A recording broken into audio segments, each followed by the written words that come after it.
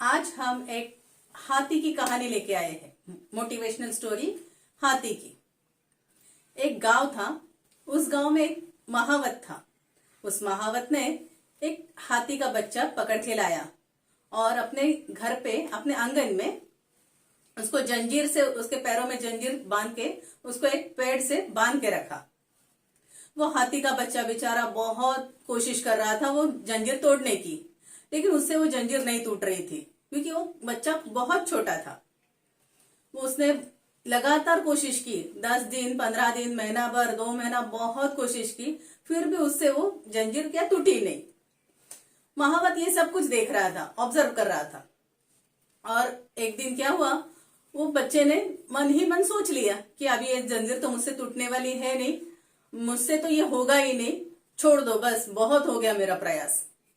और ये सब कुछ महावत देख रहा था। महावत उसको रोज खाना खिला रहा था, पानी दे रहा था, और वो बच्चा भी अभी उस जंजीर के साथ यूज टू हो गया रहने के लिए। उसने कोशिश करना ही छोड़ दिया। वो खाना खाता, पानी पीता और वही पेड़ के इर्द गिर्द घूमते रहता। और अपने वो पेड़ के आजू बाजू में उसने अपना विश्व बना लिया। उसने सोचा कि मेरा यही विश्व है, मैं फिर से जंगल में नहीं जा सकता, बस मैं अभी कुछ नहीं कर सकता, मुझे यही रहना है। और ऐसे ही कुछ और साल बीत गए। बच्चा बड़ा हो गया। महावत अभी उसे खुला छोड़ने लगा। महावत उसको अपने साथ लेके जाने लगा, गांव में घुमाने लगा, सड़कों पे उसे काम करवाने लगा और पैसे कमाने लगा। महावत रोज सुबह उसे लेके जाता, शाम को उसे वापस ले आता और बांध के रखता। लेकिन अभी महावत उसे जंजीरों से नहीं बल्कि रस्सी से बांध के रखता। लेकिन क्या है, उसके दिमाग में जो बैठ गया था ना, उसका माइंडसेट बन गया था कि मैं तो एक कुछ भी हो जाए, मैं इस जंजीर को मैं नहीं तोड़ सकता, मैं इस बंधन से आजाद नहीं हो सकता। इसीलिए उसने ध्यान ही नहीं दिया कि अरे मैं तो पहले जंजीरों से बंधा था, अभी तो मैं खाली रस्सी से बंधा हूं, और अभी मैं तो बहुत ताकतवर हो चुका हूं, मैं बड़ा हो चुका हूं, तो मैं आसानी से इस रस्सी को तोड़ सकता हूं, बल्कि मैं इस पेड़ को भी उखाड़ सकता हूं, इतनी ताकत मुझ में है। वो ये सब कुछ सोचना ही भूल गया, उसको खुद की एबिलिटी भूल गया, वो क्या है मेरी एबिलिटीज। तो वो चुपचाप उस रस्सी से बंधा रहता, जो महावत उसे खाने देता वो खा लेता, और चुपचाप रोज सुबह जाके महावत के साथ काम करता। ऐसे ही दिन बीत रहे थे। और क्योंकि उसने कोशिश करना छोड़ दिया था तो वो आजाद भी नहीं हो पाया। तो दोस्तों, यही बात हमारे साथ भी होती है। हम कोई काम स्टार्ट करते हैं, कोई सीखना चालू करते हैं, तो हमें लगता है अरे ये तो बहुत आसान है, मैं तो यूं कर लूंगा, ये काम ना ये तो बहुत इजी है, तो मैं तो ऐसा ऐसा ऐसे चुटकियों में मैं कर दूंगा, ऐसे हमें लगता है ना, सही है कि नहीं जी।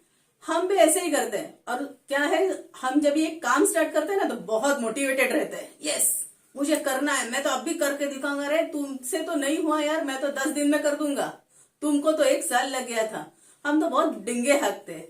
हम 10 दिन प्रयास करते हैं, 11 दिन करते हैं, ज्यादा से ज्यादा महीना भर कर लेते हैं। बाद में धीरे धीरे हम सोचने लगते हैं यार ये तो नहीं होगा, ये बहुत बहुत मुसीबत है यार, इसमें तो बहुत काम करना पड़ता है, अरे मुझसे तो नहीं होगा। क्योंकि हमारा माइंडसेट धीरे धीरे वो बनते जाता है कि तुमसे नहीं होगा। ये सब कुछ हमारे माइंडसेट का वजह से होता है। हमारा जो कॉन्शियस माइंड है ना, वो हमें हमेशा बोलते रहता है अरे छोड़ देना, ये तुमसे नहीं होने वाला, छोड़ दो, क्विट करो, नहीं होगा, छोड़ दे, बस बहुत हो गया, अरे ये तेरी बस की बात नहीं है, ऐसा बोलते रहता है। और हमें डिस्टर्ब करते हैं, हमें डिस्ट्रैक्ट करते रहता है हमारे गोल से। तो दोस्तों, हमेशा याद रखिए, अगर हमें कुछ डिजर्व करना है, हमें हमारे लक्ष्य तक पहुंचना है, तो हमें हमारे काम में कंसिस्टेंसी लानी होगी। हमारे काम में कंसिस्टेंसी होनी चाहिए। हम क्या करते हैं, 2-4 दिन कर लेते, बाद में छोड़ देते, बाद में बोलते अरे वो काम बहुत बहुत कठिन है, और हम लोग और आजू बाजू वाले लोगों को भी बोल देते अरे वो करना मत यार, होता नहीं है, मुझसे नहीं होगा तो तेरे से क्या होगा, ये भी हम लोग बोल देते हैं। यानी हम लोग खुद तो डिमोटिवेट हो जाते हैं और दूसरों को भी कर देते हैं। तो हमें ऐसा नहीं करना है दोस्तों। हमें हमारे काम में हमेशा कंसिस्टेंसी रखनी चाहिए, प्रयास करते रहना चाहिए। कब तक, जब तक हमको सफलता नहीं मिलती, जब तक हम हमारे लक्ष्य तक नहीं पहुंचते। तो दोस्तों, आज की कहानी आपको कैसे लगी, प्लीज मुझे कमेंट में आप कमेंट करके बताइएगा। और मेरी कहानी आपको अच्छी लगी होगी, आप इससे कुछ सीखे होंगे, तो जरूर मेरे चैनल को लाइक कीजिए, शेयर कीजिए और सब्सक्राइब कीजिए।